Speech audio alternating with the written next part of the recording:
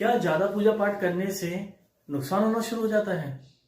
आपने लोगों को कहते हुए सुना होगा कि जितना हमने पूजा पाठ किया उतना ही हम परेशान हुए, क्योंकि ये ज्यादातर उन लोगों के साथ होता है जो कहीं ना कहीं ईश्वर के ऊपर डिपेंड हो जाते हैं। यानी कि उनको लगता है कि अब उनके जीवन में सारी जो भी कठिनाइयां आएंगी, चाहे वो कितनी छोटी से छोटी हो बड़ी से बड़ी, अब उसको ऊपर वाला देखेगा। यानी कि जिस भी डायटी को वो पूज रहे हैं अब वही संभालना शुरू करेगा। और जब ऐसा नहीं होता तो फिर वो देवी देवताओं को बदलते फिरते हैं। यानी कि पहले कहीं खाटू श्याम जाएंगे तो फिर वो साईं बाबा के पास जाने लगेंगे, वहां नहीं काम बनेंगे तो हनुमान जी के पास आएंगे। यानी कि कहीं ना कहीं आप देखेंगे कि मंत्रों का बार बार बदलना, बार बार धर्म स्थानों का बदलना, ये आप देखेंगे इन लोगों के साथ होता है, क्योंकि ये बहुत ज्यादा डिपेंडेंट हो जाते हैं, जिसके कारण वही पूजा पाठ उनको नुकसान करने लगता है।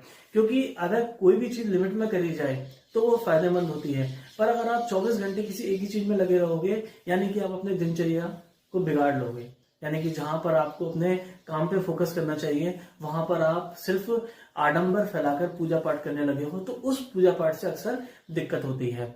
अब आप देखेंगे कि काफी सारे लोग बहुत ज्यादा डिप्रेशन में होते हैं। उनको जीवन में एक डायरेक्शन ही नहीं होता, करना क्या है, अपने में ही खोए रहना, बहुत ज्यादा कॉन्फिडेंस कम रहना, कोई भी इनिशिएटिव नहीं ले पाना, ये सब आपने परेशानियां कई लोगों के साथ देखी होंगी, जिसके कारण वो फिर कुछ कर भी नहीं पाते।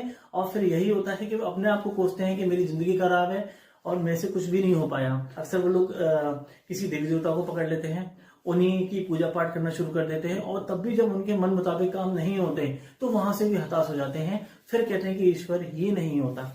तो ये सारी कहानी आप देखेंगे तो ये सब चीजें अगर किसी के साथ हो रही हैं तो आप सबसे पहले ये चेक करिए कि क्या उसकी कुंडली में ग्रहण दोष तो नहीं है।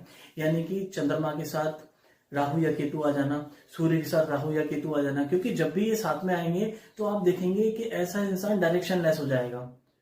कहीं ना कहीं आत्मबल की, आत्मविश्वास की बहुत ज्यादा कमी आ जाएगी, आत्मविश्वास की बहुत ज्यादा कमी आ जाएगी, जिसके कारण इनिशिएटिव नहीं ले पाना, परेशान होना, अपने आप में ही खोना, ये सारी की सारी दिक्कतें ऐसे लोगों को बहुत ज्यादा सामना करना पड़ता है।